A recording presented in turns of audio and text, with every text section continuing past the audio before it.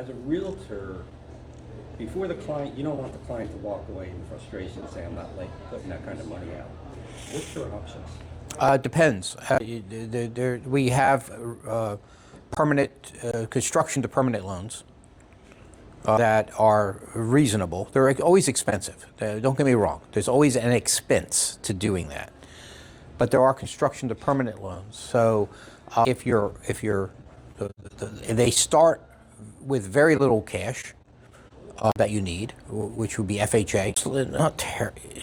Nothing's terrible, but they do have higher interest rates on the permanent side, maybe 0.25%, and a higher closing cost because they have double appraisals and other things. Okay, appraisal as it is today and as it will be.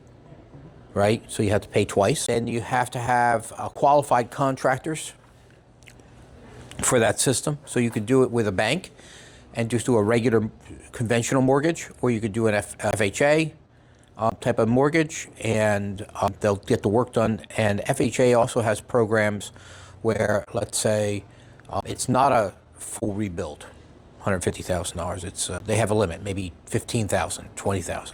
You want it new carpet, and you want it new flooring, and you wanted a new kitchen countertop, that kind of thing.